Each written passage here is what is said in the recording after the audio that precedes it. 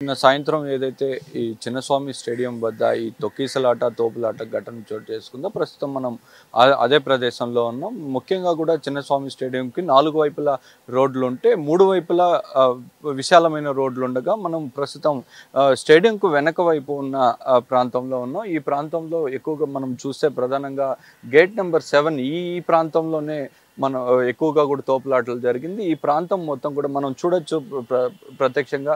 నిన్న ఏదైతే ఈ ఘటన జరిగిన సమయంలో ఇక్కడ దృశ్యాలు ఇంకా కూడా అట్లే ఉన్నాయి. కనీసం బ్యారిగేట్లు మొత్తం కూడా పూర్తిగా కూడా వంగిపోయిన పరిస్థితి ఉంది. ఇక్కడికి వచ్చిన అభిమానులు కానీ ప్రజలు కానీ మొత్తం వాళ్ళు ఒకరి మీద ఒకరు పడి నెట్టుకోవడంతో బ్యారిగేట్లు కూడా పూర్తిగా వంగిపోయిన పరిస్థితి ఉన్నాయి. మనం చూడొచ్చు ఇక్కడ ఇంకా కూడా ఆనవాళ్ళు అయితే అలాగే ఉన్నాయి. మరి ముఖ్యంగా చూసినట్టయితే ఇక్కడ కార్ ఒకటి ఉంది, కార్ పార్క్ చేస్తున్నారు. ఈ కారు మీద కూడా ఎక్కి తొక్కడంతో అభిమానులు ఏ విధంగా ఉందో ఒకసారి మనం చూడొచ్చు. సో ఇంతటి ఘటన జరుగుతున్నా కానీ ఈ విజయోత్సవ వేడుకలు నిర్వహించారనేది కూడా మరోవైపు పెద్ద ఎత్తున విమర్శలు అనేది వస్తుంది.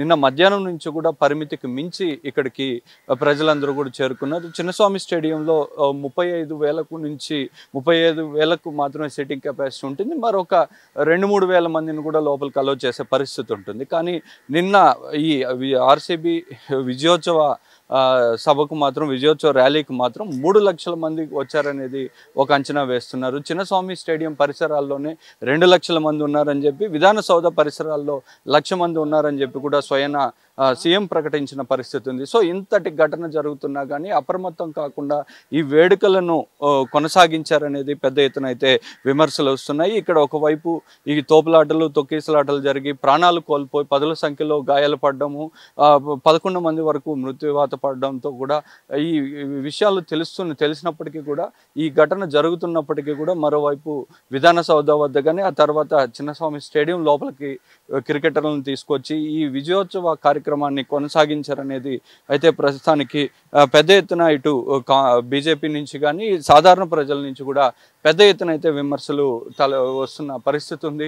ప్రస్తుతం బోరింగ్ హాస్పిటల్లో కానీ వైదేహి హాస్పిటల్లో కానీ ఈ ఏదైతే ఇక్కడ ఘటనలో గాయపడిన వారికి వైద్య సేవలు అందిస్తున్నారు. దాదాపు 50 మందికి పైగా కూడా ఆసుపత్రిలో చేరారు గాయాల పాలై. వారిలో చాలామంది నిన్న రాత్రికే కోలుకొని డిశ్చార్జ్ అవగా మరో 33 మంది వరకు కూడా ప్రస్తుతం హాస్పిటల్లో వైద్య సేవలు కొనసాగుతున్నాయి. వీరిలో కూడా కొంతమంది పరిస్థితి విషమంగా ఉంటాయని కూడా చెబుతున్నారు. అయితే ప్రస్తుతానికి 11 మంది చనిపోగా వీరిలో కొంతమందిని గుర్తించడానికి కూడా కష్టతరంగా మారింది. చాలామంది వారి ఆచూకీ తెలియక కూడా వారు అన్నోన్ బాడీగా కూడా హాస్పిటల్ రికార్డ్స్లో నమోదు చేస్తున్న పరిస్థితి. సో ఓవరాల్గా చూస్తే ఖచ్చితంగా కూడా పెద్ద ఎత్తున అయితే ప్రభుత్వం మీద విమర్శలు అనేది తలెత్తుతుంది.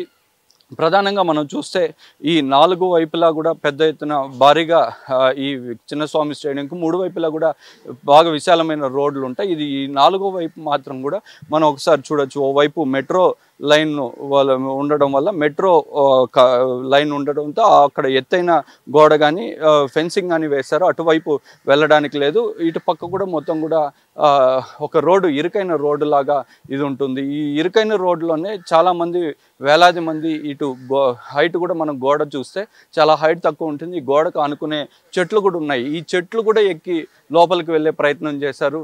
మనం ఒకసారి చూడొచ్చు.